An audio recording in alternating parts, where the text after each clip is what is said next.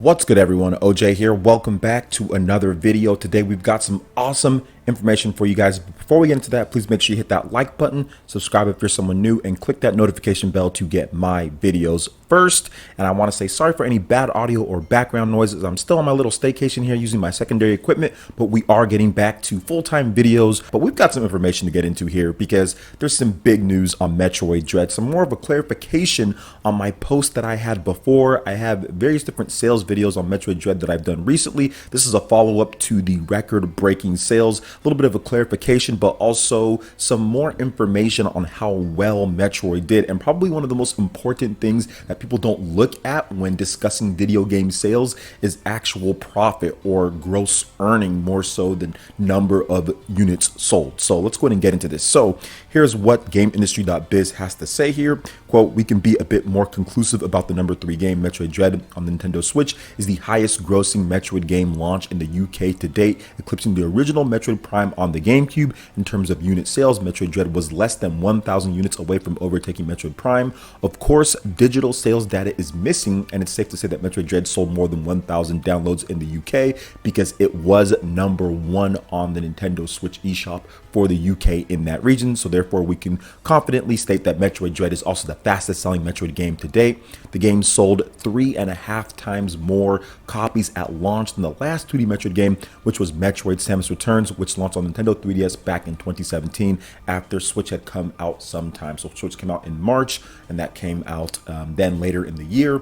So once again, very good to see, very encouraging numbers, and it's what I talked about before with Samus Returns and also compared to Metroid Dread. It's the Switch effect. The Switch bumps up all the sales of the games just naturally because you no longer have a split market of Nintendo consoles. You no longer have a portable and a home console. You no longer have people that have separate systems, so therefore they can't buy one game or the other. It's just one game. All the fans buy that game. It's not Super Mario 3D World, Super Mario 3D Land. Some people might not be able to get this because of that, because of 3DS or the Wii U. Everybody has the same system. They get the same game. Very similar to how iOS, or very similar to how, you know, the Android platform. If you have a tablet and you also have an Android phone, well, you just get that one app. It's on both of the devices. Same thing with the Nintendo Switch Lite or the Nintendo Switch. It's all just one ecosystem of systems going forward with what Nintendo's done, combining their home console and their portable divisions, and it's going to pay off. That's why you see so many of these games, even if they're not the biggest sellers like Mario or Zelda, sell more. And even if they are Mario or Zelda, those sell more than what we saw before, even on systems with a higher install base like the Nintendo Wii, for example, where Mario and Zelda have done better. Xenoblade has done better. Now Metroid is doing better. Starting off here in the UK, we'll get some other sales data from the Japanese sales charts coming up pretty soon here, and also with the Western American in terms of the MPD sales charts. And I'm pretty sure that it's going to break some more sales records with it as well, because Metroid Dread is doing extremely well across all of the pre-order charts, and where you see it like on Best Buy or where you see it on Amazon, GameStop. We know in terms of that. I've covered it on the channel, so I'd expect Metroid Dread to even do better here in the US and also in Japan as well. So very good to see. Metroid Dread sales are continuing on here, still number 1 on Amazon as the last time that I checked. So that's what you want to see with this type of franchise. You want to see it break those franchise records, and yeah, I think it's going to definitely sell more copies of any Metroid game. The fact that we're comparing a 2D Metroid to a 3D in terms of sales is already a good sign, because the best selling Metroid game is a 3D Metroid game with Metroid Prime. So if it's already beating that, then you already know that we're on a good track for Metroid Dread to have some fantastic sales for the franchise, so these games can continue. So what do you guys think about Metroid Dread sales, it being the highest grossing Metroid game of all time in the UK to date? Let me know in the comment section below. All right, now moving on to the next topic here. We have some interesting news on this front, because it's kind of weird to tread the ground here, because Nintendo ninjas, they don't play around. The Nintendo Ninja don't play around with stuff like this. And recently Kotaku ran an article about a potential thing that you can do with Metroid Dread in order to play it on PC. And I guess Nintendo didn't take too highly to them doing that. And this was kind of a controversy out there with people talking about it, what's legal, what's not legal. What we know is that Nintendo obviously doesn't like that. And for me, I mean, I just play the games on the system that it comes out on, but I understand for other people, it is what it is there. But there's a lot of talk about what's going on with that. But Kotaku ran this article recently. And once again, I'm not trying to give them too much clout or kind of give them a lot of credit for whatever it is. I mean, they can talk about what they want though, but I'm discussing this because Nintendo actually copyright blocked their video on this matter when it comes to Metroid Dread and PC and all of that in terms of emulators and everything. Nintendo blocked the article. On that actual article, it says video unavailable. This video contains content from Nintendo, who has blocked it on copyright grounds. So Nintendo Ninja are back at it again, blocking this type of stuff after the big publicity that this article kind of stirred up recently online, especially on Twitter. There were so many people discussing back and forth whether it's okay, it's not. There's just so much stuff. And we even got people from like the Halo, there was like a Halo community manager or somebody from Halo, a developer or something, that got in on there. There were multiple other developers, there were industry analysts, there were people who do stuff like that say, no, it's this and that. It was going back and forth. And you know what? I don't know all of the laws pertaining to it.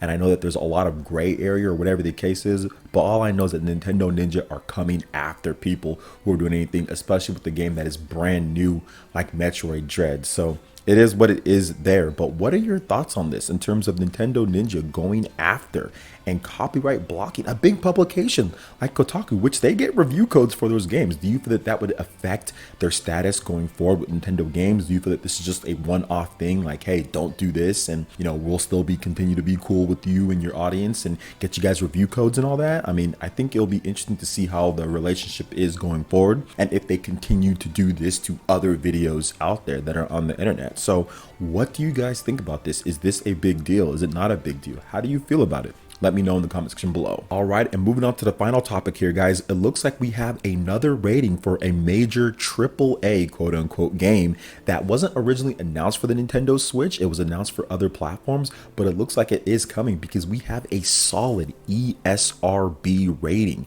for Alan Wake Remastered on the Nintendo Switch. And man, if they're doing the ESRB, this isn't just like the Korean boards or something else. Not like those are incredible, but the fact that it's ESRB, yes, they absolutely paid for it. Remedy absolutely paid for it. That means this is probably happening because there's no way Remedy would go to the ESRB, pay their rating board, okay, and it's not like super cheap or anything like that, pay the rating board for a platform that's not even going to get the game. So it definitely feels like this is happening. We got a Brazil classification last month. Now it does seem like it's happening here. Rumors have been swirling around with this game for quite some time now. So it's not a surprise that we see an ESRB rating, but it is one of those things that kind of gives it more of a confirmation that it will be happening here. Just exactly how will this be happening? I think that's the biggest thing here. There is some thought that Epic Games Publishing and Remedy Entertainment are holding on to an announcement for like a Nintendo Direct or maybe something that's going to happen later down the line. But obviously the Nintendo Direct recently didn't happen. So exactly what is happening here? Some people thought that the Brazil rating was maybe a mistake, but now we have the ESRB rating. So we don't know what's going on here. We're just going to have to wait and see. Is it going to be a Switch like cloud type of game, which it shouldn't be? It's an Xbox 360 game that's being touched up a bit. So we've already seen that on the platform like LA Noire, for example. So that shouldn't be, but exactly what is this going to be? It's an ESRB rating, so guessing that'll be a regular standard game. Maybe there won't be physical. I'm not sure exactly how they're going to do that, like with the file size and everything, but interesting nonetheless, because it was announced for all the other platforms already. So we already know, everything with Alan Wake Remastered with the Xbox and the PlayStation. So we're just waiting on what's going on with the Nintendo Switch version of this game, because obviously there's something, but they're waiting for some type of announcement. Maybe it's not quite done at this point. I mean, that could be it, that they need to take a little bit of extra time to polish up the Switch version. Maybe it wasn't running up to their expectations with the other platforms that are out there, which we've seen before. I mean, Doom Eternal, certain games have taken a little bit more time to come out on Switch than on other platforms because they needed that extra time to polish it up. So that could also be it as well. I'm not 100% sure, but either way, it does look like Alan Wake Remastered is all but confirmed at this point for the Nintendo Switch. We're just waiting on that official announcement from Remedy or Epic or whatever the case is. Either way, I've given my thoughts on this game beforehand. I'm not a huge Alan Wake guy, but at the same time, more games is definitely better. So if it does come out, cool for those. The game is highly rated. People do like the game, and it can be fun for what it is. So what do you guys think about this when it comes to all the different topics here? Metroid Dread news still rolling. Also Alan Wake, what's going on there? Let me know in the comment section below. All right, guys, that wraps it up for this video here. Thank you so much for watching. I do appreciate that. Please make sure you hit that like button if you forgot to do so. Click that subscription as well if you're someone new, and also hit that notification bell to get my videos first. We will see you for the next one. Peace.